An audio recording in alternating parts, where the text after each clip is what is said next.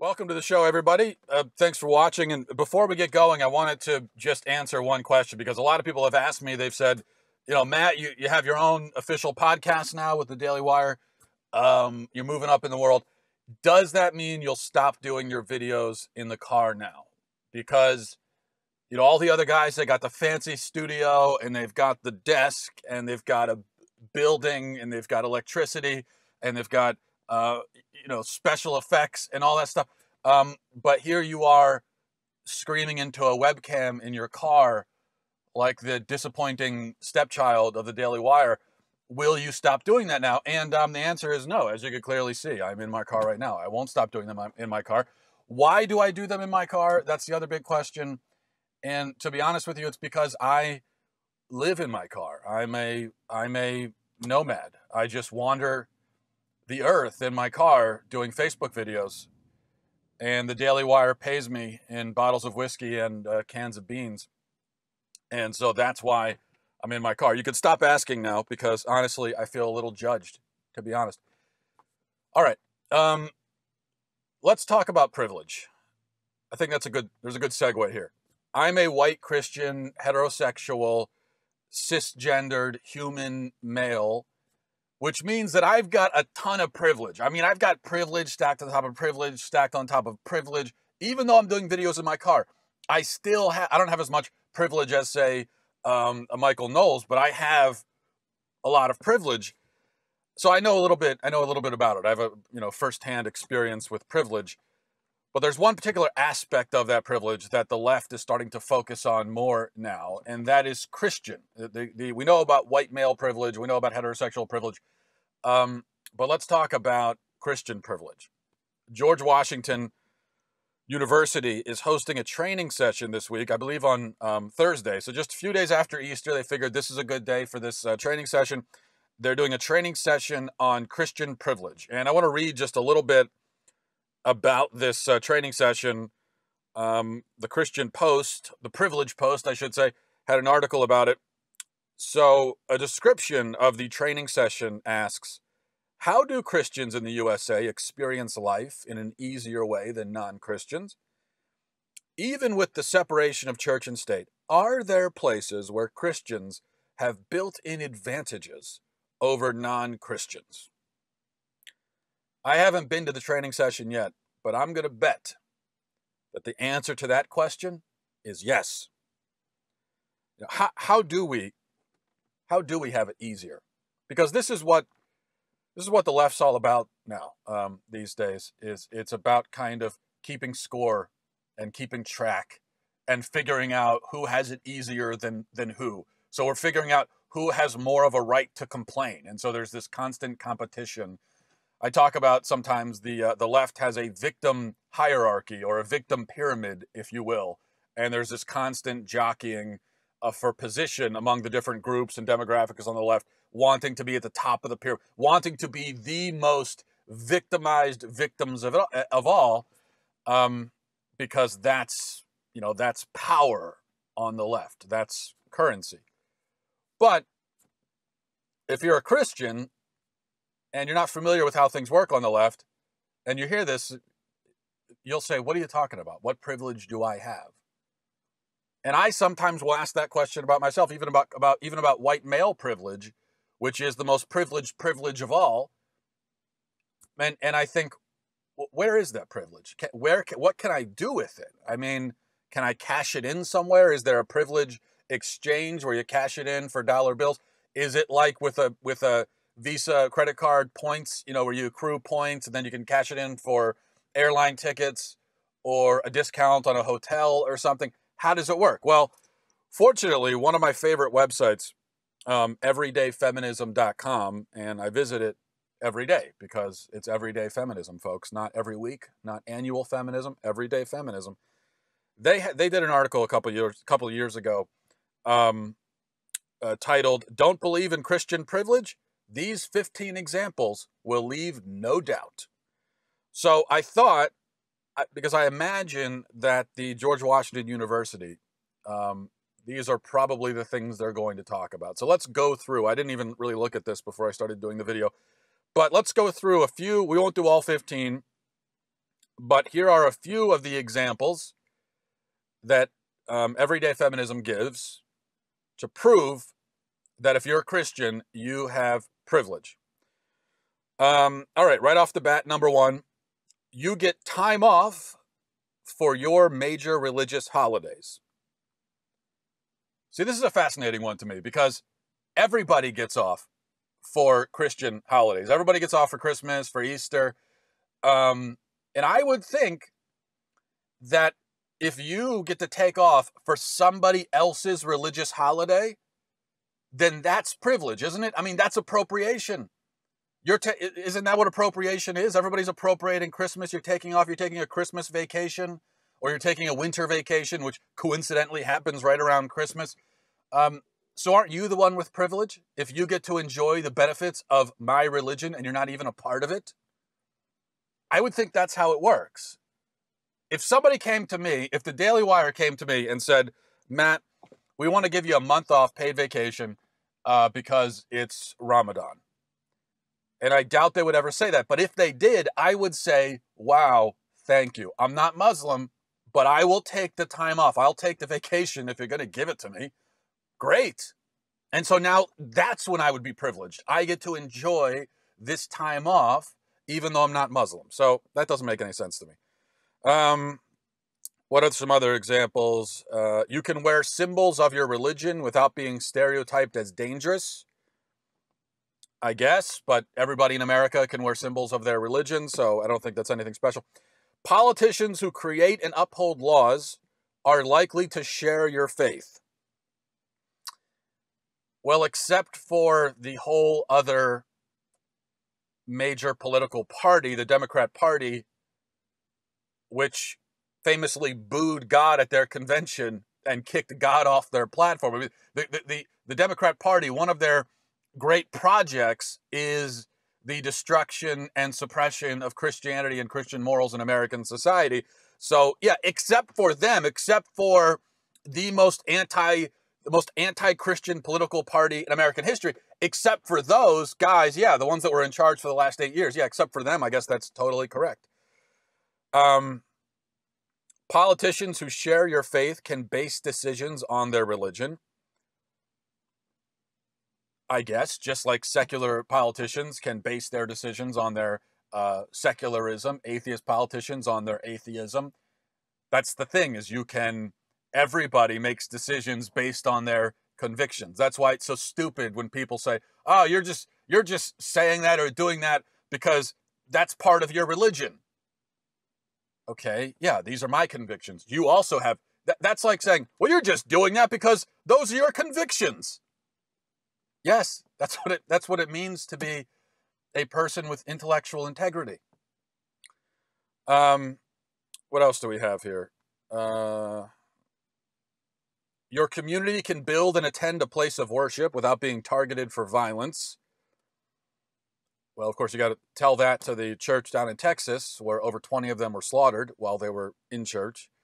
In fact, there have been several church attacks in this country just over the last couple of years. People of your faith who commit acts of violence aren't said to represent your entire faith. Yeah, well, first of all, that's not true. If anyone ever does commit violence in the name of Jesus Christ, you can bet that that will certainly be taken and placed at the feet of all Christians. Okay, the anti-Christian people in this country love, if they can, to blame violence on Christians, and they always try to. But do you know why it's usually unsuccessful? Do you know why it usually doesn't work? Do you know why Christians usually aren't blamed for these acts of violence? Do you know why? Because Christians aren't the ones committing acts of violence in the name of their religion. Christians aren't the ones committing terrorist acts.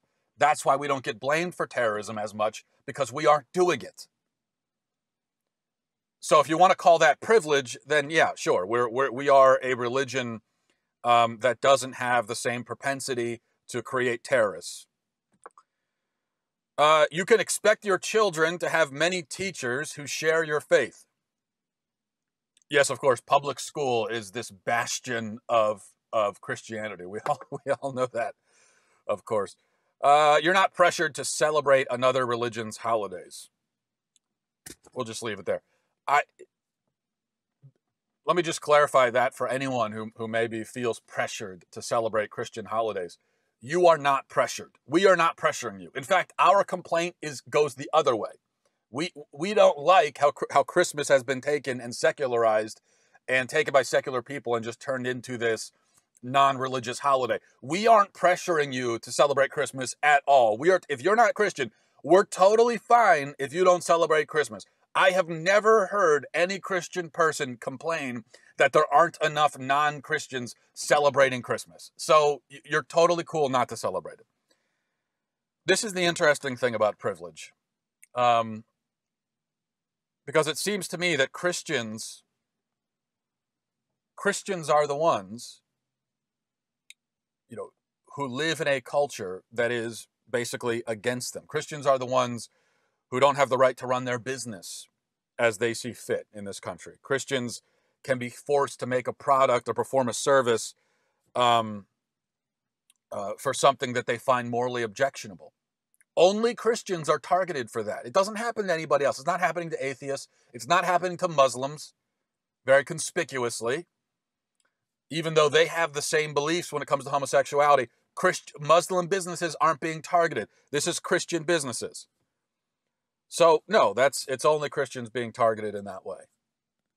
And then all these other examples of privilege are just fantasies. They're just delusions. But do I believe that Christians have privilege in America? And the answer to that is yes, absolutely. Sure, we're privileged. American Christians are privileged because everybody in America is privileged. We all have privileges in America. We are privileged to live here. And that's the problem with privilege, is that invariably it's a college-educated, upper-middle-class brat who's lecturing us about privilege, failing to see that in America, we all are privileged compared to the rest of the world, especially if you're in college. I mean, this is how it always goes. It's not someone in Ethiopia lecturing Americans about privilege. Usually it's a college student who's never worked a day in their life, and now they're taking a 4-year vacation at this college where they're partying every night. They're not even paying for it. And they're the ones turning around and lecturing us about privilege. And then we have to listen to the lecture and say, okay, fine, yeah, go back to your dorm room and let me get back to work. Let me go home to my kids who I take care of. Let me go back to the house that I'm paying for. We all should feel privileged to live in America as opposed to Zimbabwe or something like that. In fact, I don't feel ashamed of our privilege, because our privilege comes from the fact that we have, we are a relatively free and prosperous country. My shame, I don't feel ashamed of that. My shame comes from the fact that we are less free and less prosperous, and therefore we have less privilege today than we did in the past.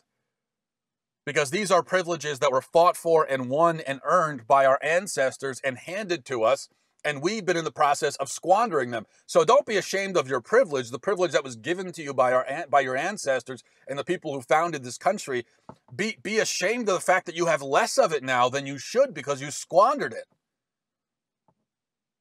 And it's not just us. I also go back to the baby boomers. I mean, this has been a process of squandering our privilege that's been going on for a couple of generations now. So we all have privilege. But if you want to single out Christians and use this term Christian privilege, well, that's a problem, because across the world, across time, across history, Christians are among the least privileged people. Even now today, Christians are easily among the least privileged and most persecuted group in the world. There was a report recently that revealed that Christian persecution and genocide is worse now than it's ever been in history.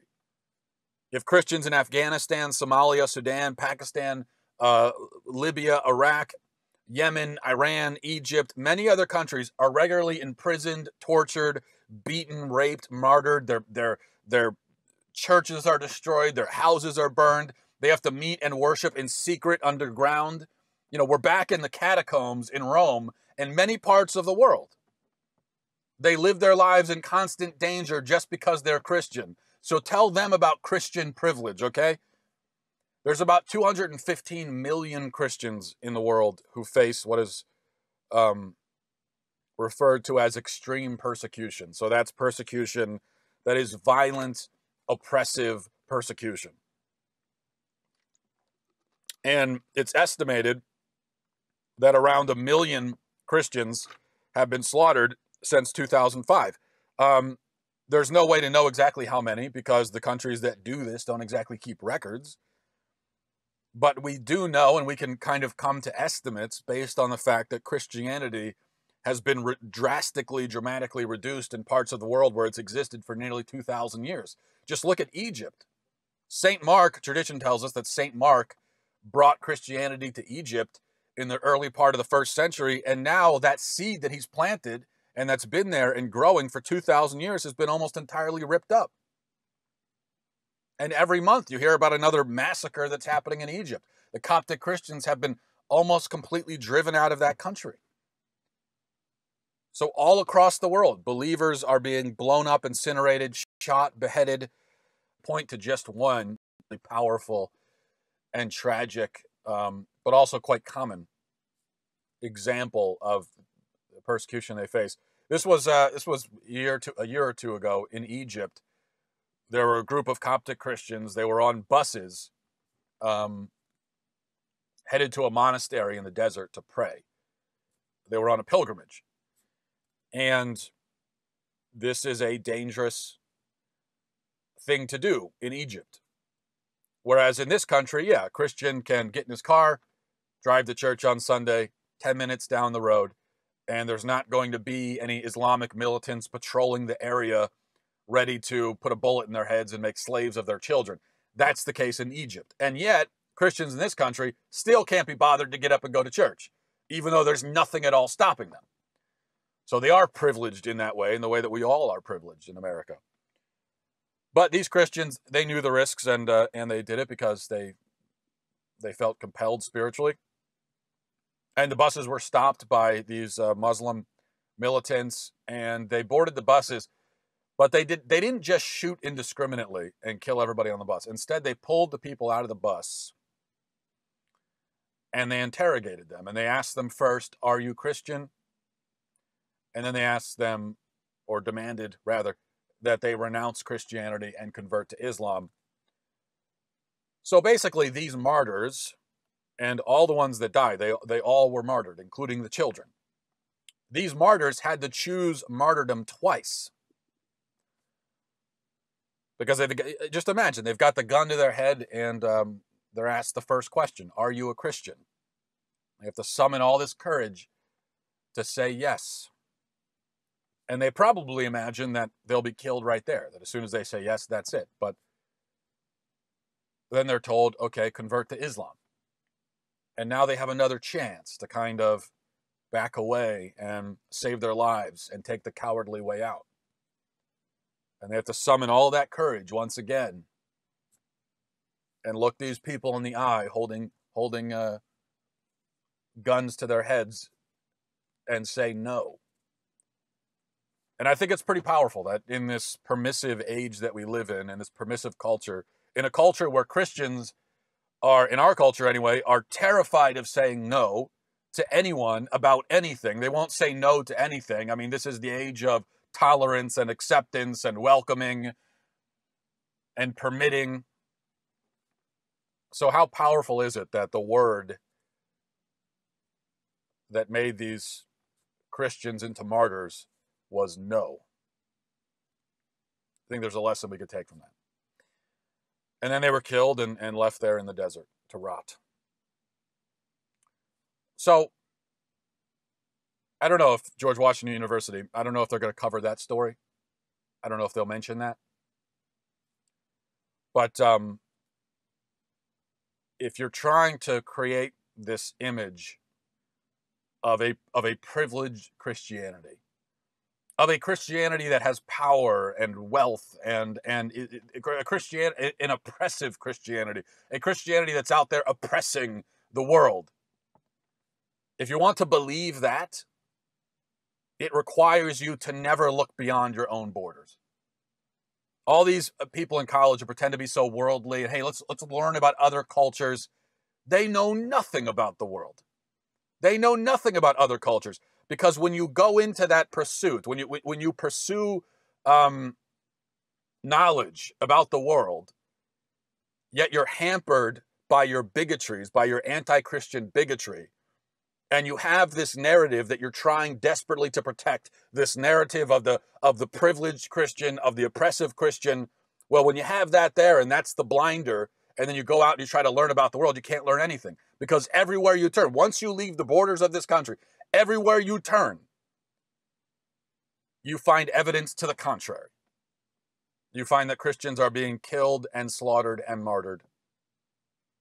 And also, by the way, Christians are in every nook and cranny and crevice of this world, helping people, ministering to them, feeding the poor, treating the sick. It's Christians doing that. It's not atheists.